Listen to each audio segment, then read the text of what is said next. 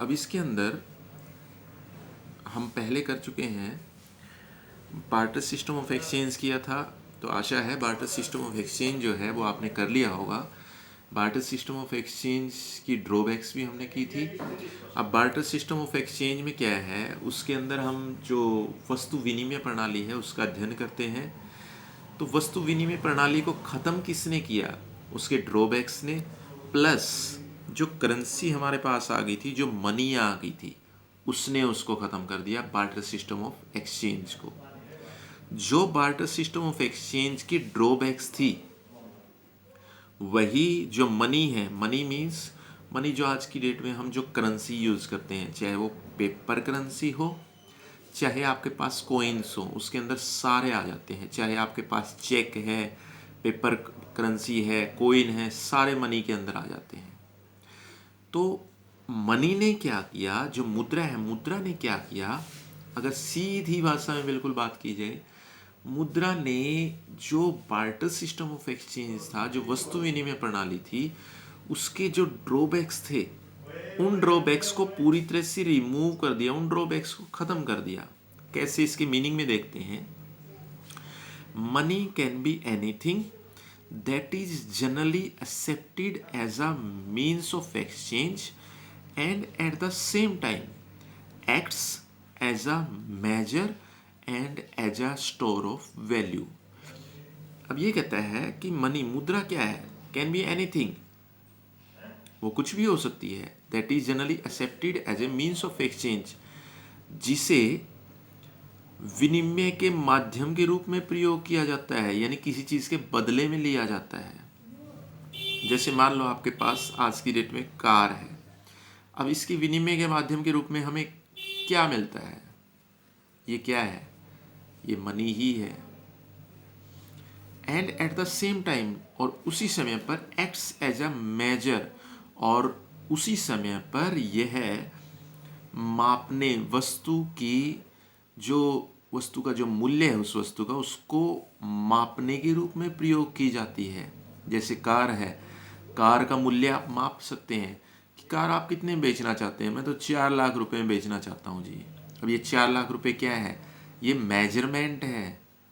And as a store of value, और मूल्य को ये संचित भी कर सकती है कि 4 लाख रुपए आपको मिल जाते हैं, 4 लाख रुपए आप स्टोर करके, इस वैल्यू को आप स्टोर करके रख सकते हैं। तो मनी क्या है, मुद्रा क्या है, मुद्रा ऐसी कोई भी वस्तु है जिसे विनिमय के माध्यम के रूप में स्वीकार किया जा सकता है, और साथ ही ये मूल्य को मापती भी है और मूल्य के संचय का कार्य भी करती है। तो ये सारी की सारी मुद्रा आ जाती है। मुद्रा के अंदर क्या क्या आ जाता है आपके पास, मुद्रा के अंदर अगर हम देखें, मुद्रा के अंदर जो पेपर करेंसी है, पेपर करेंसी है, पेपर करेंसी भी आ जाती है। पेपर करेंसी के बाद इसके अंदर कोइंस भी आ जाते हैं। कोइंस के बाद अगर देखें इसके अंदर जो हमारे पास चेक हैं या आपके ड्राफ्ट हैं, बैंक ड्राफ्ट आपने सुना होगा, तो वो भी हमारे पास आ जाता है। वो सारे के सारे आपके, अगर हम देखें, सारे के सारे मनी के अंदर काउंट किए जाते हैं। उसके बाद नेक्स्ट हमारे पास आता है इसके अंदर classification of money. Classification of money का मीनिंग है यहाँ पर कि मुद्रा का वर्गीकरण हम कैसे कर सकते हैं, कि मुद्रा के अंदर क्या क्या शामिल होता है। सबसे पहले इसके अंदर आता है full bodied money. Full bodied money है आपका पूर्ण काय मुद्रा। पूर्ण काय मुद्रा, पूर्ण काय मुद्रा के अंदर क्या है, इसके अंदर पूर्ण काय मुद्रा के अंदर क्या है, पूर्ण काय मुद्रा के अंदर पूर्ण, इसके अंदर आपके पास आता है पूर्ण काय मुद्रा के अंदर सबसे पहले आप अगर देखें, कोइंस हमारे पास आते हैं। कोइंस के अंदर अगर आपने कभी चेक किया हो, एक तो कोइंस के ऊपर वैल्यू लिखी होती है, वैल्यू लिखी होती है एक तो कोइंस के ऊपर। दूसरा अगर देखें, कोइंस के अंदर एक मेटल भी लगा होता है, मेटल भी लगा होता है। जैसे कोइंस के अंदर, जैसे आप 1 रुपए के सिक्के के अंदर अगर देखें, 1 रुपए का सिक्का अगर आपका आयरन प्लस अदर किसी मेटल का मिक्स्ड है, उसके अंदर आयरन भी है प्लस और कोई मेटल भी मिक्स्ड है, तो वो आपके पास उसके अंदर मेटल है, चाहे वो स्टील का बना है चाहे वो आयरन का बना है। एक उसके ऊपर उसकी जो वैल्यू लिखी होती है, जैसे 5 रुपये का कॉइन है तो उसके ऊपर आपको एक साइड में लिखा हुआ मिलेगा ₹5। उसके अंदर जो मेटल है वो आपकी धातु लगी हुई है, तो इसे कहा जाता है, कॉइन्स के ऊपर जो वैल्यू लिखी हुई है इसे कहा जाता है face value, FV। Face value है आपका अंकित मूल्य, ये है आपका अंकित मूल्य। उसके अंदर जो मेटल लगा हुआ है उसे कहा जाता है उसकी धातु का मूल्य। अब मैं इसका मीनिंग बता देता हूँ आपको। धातु का मूल्य का मीनिंग यहाँ पर है कि उसके अंदर जो धातु लगी हुई है उसका मूल्य कितना है।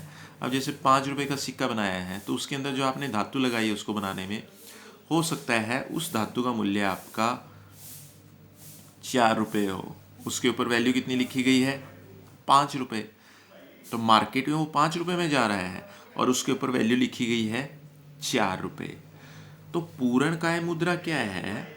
पूर्णकाय मुद्रा वो है जिसमें जो फेस वैल्यू है और जो धातु का मूल्य है दोनों बराबर हैं। अंदर जो मेटल लगा है वो भी 5 रुपये का है, ऊपर जो वैल्यू लिखी हुई है वो भी आपकी 5 रुपये है। यानी 5 रुपये का सिक्का है, मार्केट में अगर जाओगे उसकी वैल्यू आपको 5 रुपये मिलेगी और उसमें जो मेटल लगा हुआ है वो भी 5 रुपये का है। इसकी जगह आप अगर देखना चाहें दूसरा एग्जाम्पल ले सकते हैं। 1 रुपये का कॉइन है, अब उसकी मार्केट में वैल्यू कितनी है? सीधी सी चीज़ है, 1 रुपये का है तो मार्केट में वैल्यू 1 रुपये ही है, जो फेस वैल्यू है उसकी।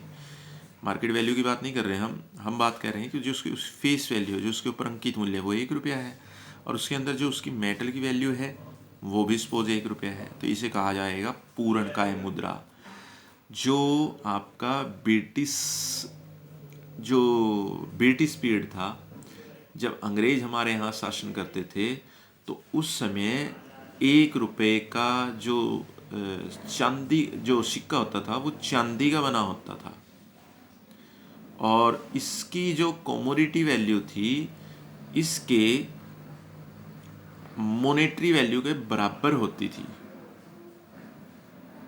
तो 1 रुपया एक पूर्णकाय मुद्रा होती थी। तो मैं ये नहीं कह रहा फुल बॉडीड मनी का मीनिंग, जस्ट मैंने इतना बताया है कि जो फेस वैल्यू है जो उसके ऊपर लिखा हुआ है उतनी ही उसके अंदर मेटल लगी हुई हो, यानी उतनी ही उसके अंदर जो मेटल लगी हुई हो उसकी वैल्यू हो। अब ये ध्यान रखिए, इसका मीनिंग कहीं से भी ये नहीं है कहीं आप ये कहने लगे कि जो 5 रुपये का सिक्का है आज की डेट में जो प्रेजेंट है कि उसकी फेस वैल्यू तो 5 रुपये है और उसके अंदर जो मेटल लगा हुआ है वो भी उसकी वैल्यू भी 5 रुपये है, तो वो फुल बॉडीड मनी होगी। फुल बॉडीड मनी हो सकती है लेकिन ध्यान रखें मेटल की वैल्यू 5 रुपये होनी चाहिए। मैं आपको ये कभी नहीं कह रहा कि आज की डेट में जो कॉइन प्रेजेंट है उसके अंदर जो मेटल लगा हुआ है उसकी वैल्यू 5 रुपये है। इसके बारे में भी हम डिस्कस करेंगे। मैं बताऊंगा आपको कि जो मेटल लगा हुआ है उसके अंदर 5 रुपये के सिक्के के अंदर वो मेटल उसकी वैल्यू कितनी है। ये है आपकी फुल बॉडीड मनी। सेकंड है हमारे पास रिप्रेजेंटेटिव फुल बॉडीड मनी। इसे कहा जाता है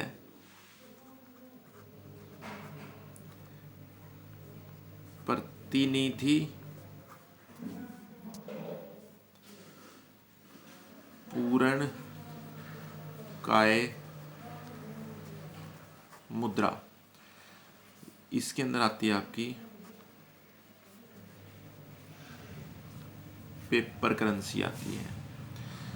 पेपर करेंसी क्या है? जो पेपर करेंसी है वो एक तरह से एक चिट है, यानी एक रिसीट है। पेपर करेंसी क्या करती है? पेपर करेंसी आपकी रिप्रेजेंट करती है फुल बॉडीड मनी को। अब पेपर करेंसी को गवर्नमेंट इश्यू करती है। पेपर करेंसी के में क्या है? वो पेपर होता है जिसके ऊपर गवर्नमेंट क्या करती है? गवर्नमेंट प्रिंट कर देती है और इस पेपर की एक्चुअल में अगर देखें कोई मार्केट वैल्यू नहीं होती। पेपर की अगर देखोगे ना आप, जिस पेपर के ऊपर किसी नोट को प्रिंट किया गया है तो इस पेपर की एक्चुअल में मार्केट वैल्यू 0 होती, मार्केट वैल्यू कुछ भी नहीं होती। इस पेपर की वैल्यू क्या है, कब है, जब इसके ऊपर गवर्नमेंट ने प्रिंट कर दिया है।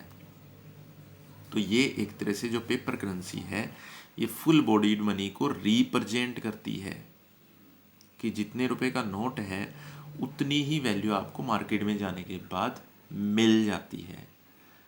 तो ये है आपके पास रिप्रेजेंटेटिव फुल बॉडीड मनी। तो इनको एक बार कल को दोबारा से फिर रिवाइज करेंगे। एक बार जस्ट आप इनको पढ़ लें अच्छी तरह से, क्या क्या बताया है इसके अंदर।